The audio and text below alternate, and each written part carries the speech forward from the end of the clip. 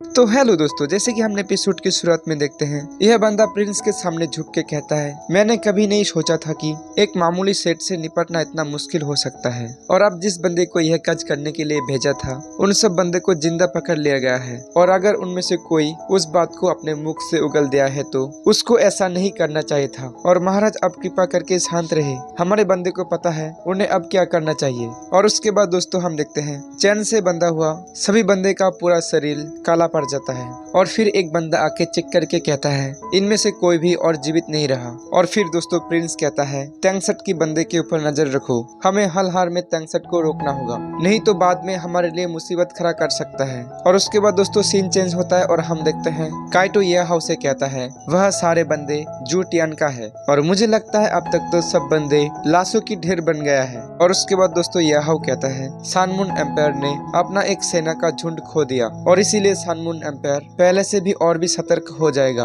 और फिर दोस्तों बैंगडंग कहता है, इस काम में बहुत ही रिस्क है। और उसके बाद दोस्तों याहो कहता है, बैंगडंग तुम चिंता मत करो, हम लोगों का कुछ भी नहीं होगा। और फिर दोस्तों जाओ जाओ कहता है, इन सब बातों को छोड़ो, काल की मैच के बारे में सोचो। और उसके बाद दोस्तों हमें दिखाया जाता है वांग क्यू एक बंदे के साथ लड़ाई करता है और जिसमें वांग क्यू उस बंदे को कुछ ही समय में बहुत ही बुरी तरह से हरा देता है। और फिर दोस्तों हमें सानमुन एम्पायर की मिस बैंग की फाइट दिखाया जाता है और जिसमें मिस बैंग अपने ओपोनेंट को एक पावरफुल हमले से एक बार में ही हरा देता है। और ऐसे ही करके दोस्तों बैंगडंग याहाओ सभी की थोड़ा थोड़ा करके फाइट दिखाया जाता है और जिसमें सभी अपने फाइट को बहुत ही आसानी से जीत लेता है। और दोस्तों याहाओ की फाइट को देख के और तब बैठा हुआ सभी दर्शक कहता है, यह बंदा कितना कमाल का है। और उसके बाद दोस्तों जाओ जाओ कहता है, आखिर में सभी नॉकआउट मैच समाप्त हो गया। और तभी दोस्तों हम देखते हैं रेफरी अनाउंस करता है और कहता है, राउंड रोबिन ग्रुप ड्रॉ अब शुरू होता है। और फिर दोस्तों हम देखते हैं जिसमें से सानमुन एम्पायर और तैंगसट का नाम निकल के आता है। और उसके बाद दोस्तों रेफरी दोनों सेट की बंदे को नीचे आने के लिए बोलता है। और दोस्तों सानमुन एम्पायर का नाम सुन के बैठा हुआ सभी दर्शक तब सानमुन एम्पायर का जीत होगा कहने लगता है। और उसके बाद दोस्तों हम देखते हैं होंगचन बहुत ही एटीट्यूड से यहाँ से कहता है, बहुत दिनों के बाद मिले, मुझे नहीं लगता था तुम यहाँ तक भी आ पाओगे। और तब दोस्तों इस बात को सुन के जू सेंसी कहता है, मैंने सुना है पिछली बार की टूर्नामेंट में हमसे बुरी तरह से हार के तुम्हारी टीम का कुछ बंदा गंभीर रूप से घायल होके लड़ना छोड़ के और अब मछली की अंडा बेच रहा है। और इस बात को सुन के दोस्तों होंगचन गुस्से से आग बबूला हो जाता है। और उसके बाद दोस्तों रेफरी फिर से अनाउंस करता है और दोनों सेट की एक एक बंदे को बुलाता है। और तब दोस्तों सानमुन एम्पायर का यह बंदा बैंगडंग से कहता है, आज तो मैं तुम्हें हरा कर ही रहूंगा। और यह कह के दोस्तों सानमुन एम्पायर का बंदा अपने सोल कैनन को निकाल के बैंगडंग के ऊपर हमला कर देता है। और तब बैंगडंग सानमुन एम्पायर की बंदे की हमलों से बचने के लिए हवा में उड़ने लगता है। और उसके बाद दोस्तों हम देखते हैं बैंगडंग याहो की कह हुई बातों को याद करने लगता है और जिसमें याहो कहता है, तुम्हें 7 बंदे में से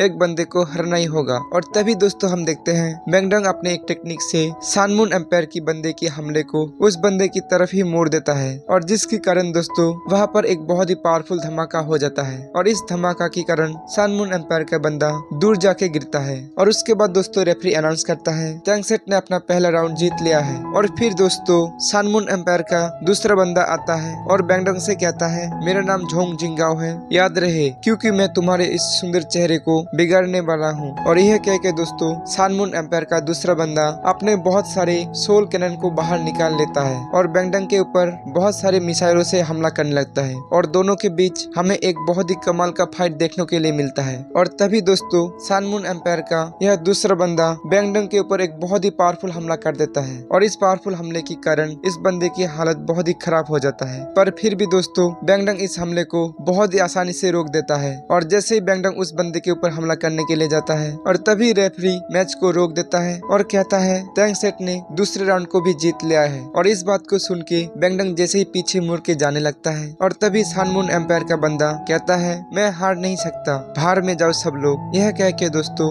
अपने सोल कैनन से बैंगडंग के ऊपर पीछे से हमला कर देता है। और यह देख के दोस्तों तभी उस बंदे को रोकने के लिए यह हाउ भी उस बंदे के ऊपर अपने माइंड एबिलिटी पावर से हमला कर देता है। पर फिर भी दोस्तों आखिर में बैंगडंग को एक हमला लग ही जाता है और जिसके कारण बैंगडंग जमीन के ऊपर दूर जाके गिरता है। और बैंगडंग की इस हालत को देख के तैंगसेट की सभी बंदे दौड़ के बैंगडंग के पास जाता है। और उसके बाद काइटो कहता है, यह किस प्रकार का टूर्नामेंट है। और फिर जू सेंसी कहता है, कैसे कोई टूर्नामेंट का नियम को उल्लंघन कर सकता है। और तब दोस्तों सन मून एम्पायर का सभी बंदे कहता है हमने कोई भी नियम नहीं तोड़ा है। और उसके बाद दोस्तों याहाओ कहता है रेफरी ने अभी विजेता का फैसला किया है, पर फिर भी सन मून एम्पायर ने हम पर जानबूझकर हमला किया। और तब दोस्तों रेफरी अपने टीम की गलती को छुपाने के लिए याहाओ से कहता है खेल के बाहर के आदमी होने की वजह से तुमने खेल के अंदर हस्तक्षेप किया है और इसीलिए मैं तुम्हें टूर्नामेंट का रेफरी होने की वजह से इस टूर्नामेंट से बाहर निकालता हूँ। और उसके बाद दोस्तों जिया जाओ रेफरी से कहता है आप सन मून एम्पायर से मिले हुए हो, आप ऐसा कैसे कर सकते हो।